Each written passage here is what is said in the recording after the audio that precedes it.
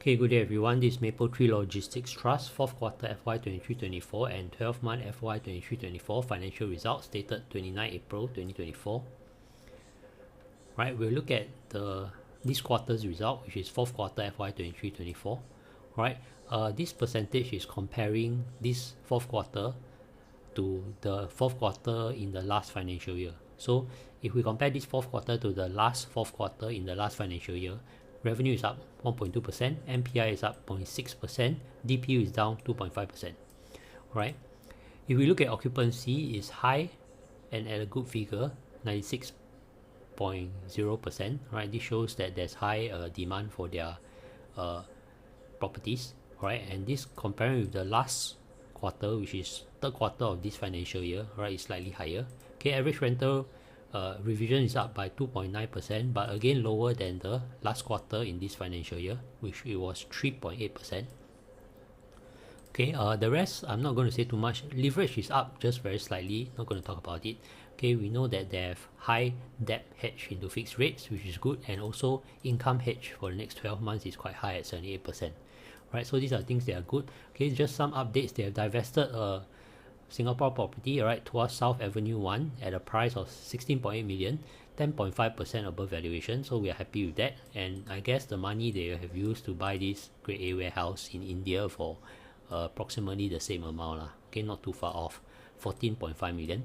Right, they're going to acquire 3 Grade A assets from the sponsor, Mapletree Logistics Hub in Malaysia for about $160 million and 2 logistic parks in Vietnam for about $34 million each.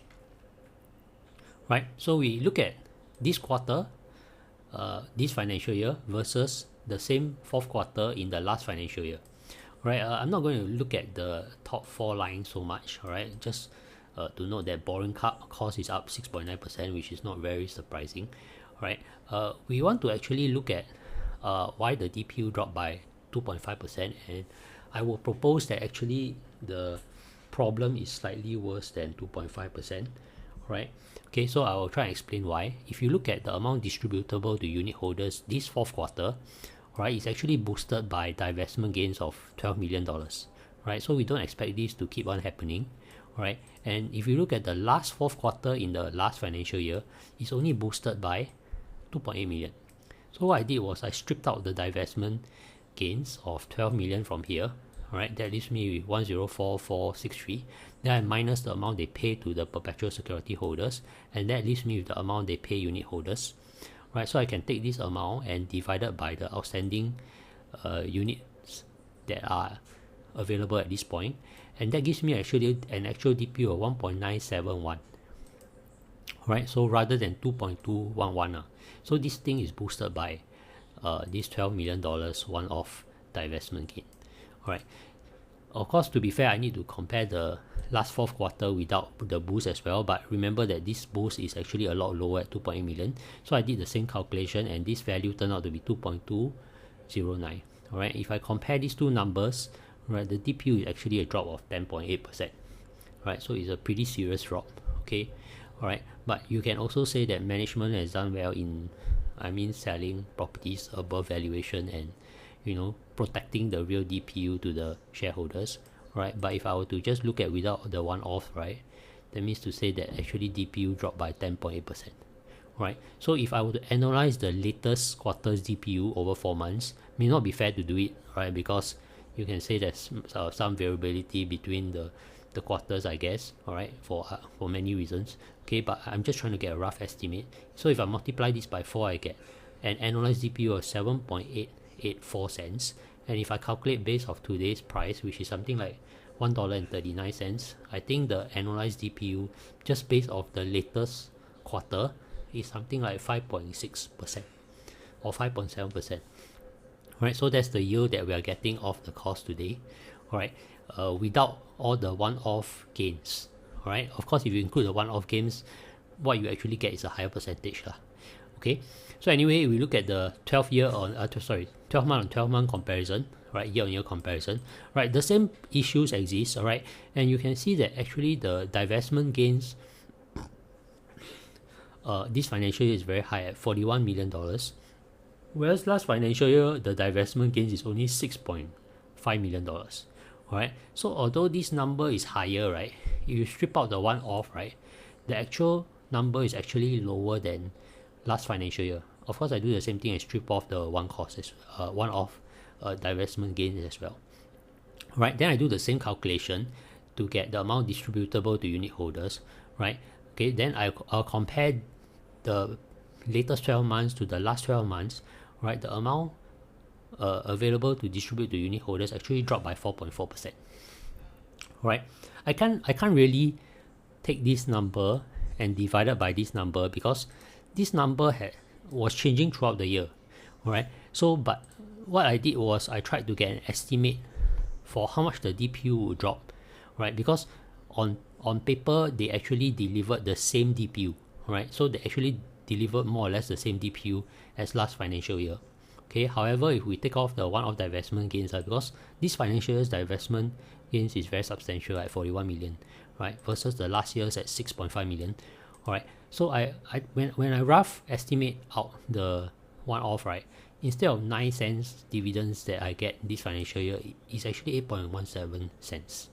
Alright, and if I were to look at this, I can also use this to divide by the current price to estimate what kind of dividends I'm getting. So 0.0817 divided by 1.39, right? So it's around 5.8% dividend, right?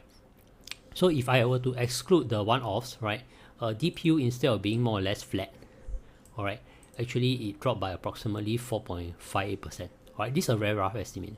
Okay, it's not very rough, but it's a rough estimate. I didn't actually divide by the correct amount of units because, like I said, this is the units at the end of the 12 months. So these units were changing throughout the 12 months. Okay, so yeah, I approximate that DPU year on year actually dropped by 4.58%. Alright, so moving on, quarter on quarter, fairly similar results. Okay, just slightly lower, so I'm not going to bother too much about this. Right, this is roughly about 2% drop lah. Not wrong to say that. Okay, in terms of balance sheet, debatable if you want to say it's healthy, but I think in general I don't think they'll have any balance sheet issues. Okay, because although their debt go up, right? So their assets go up and their debt go up, right? Which I'm not super happy to see because of the high interest rate environment. Actually, Mapletree Logistics has a sort of a secret weapon. Okay, so I'm not going to talk too much about all these things because the video is getting long, right? Because yeah, you can see that if you look at their weighted average annualized interest rate, right, it's very low at 2.7%. If you look at all the other big REITs in Singapore, right, I don't think anybody is below 3% annualized interest rate for all their loans. And I think I finally figured out what their special strength is. Okay, but let's just have a look at adjusted interest coverage ratio. Let's bear in mind that this trust, one of the things is that they have quite a lot of perpetual securities, right? So that's why you see because of perpetual securities, their interest coverage ratio dropped from 3.7 times, right? This is without paying for perpetual securities, but with perpetual securities it become 3.1 times. All right, so that's quite a big difference. It's because of their perpetual securities distribution is quite substantial. Okay, anyway, yeah, this is their secret weapon, right? If you look at their assets, how much is located in Japan, right? You can think of it as 14.5%, but look at the number of loans in Japan, right? All the purple color are Japanese loans. I'm quite sure that this is higher than 14.5%. Alright, so they somehow try to, as far as I understand it, so if they buy two properties, one in Australia and one in Japan, right, then Australia the interest rate is 5.5%, Japan the interest rate is very low. So they try and skew the loan towards more Japanese yen. So that's how they get their interest financing to be so cheap, right? So I guess this is the benefit of being such a diversified REIT, right?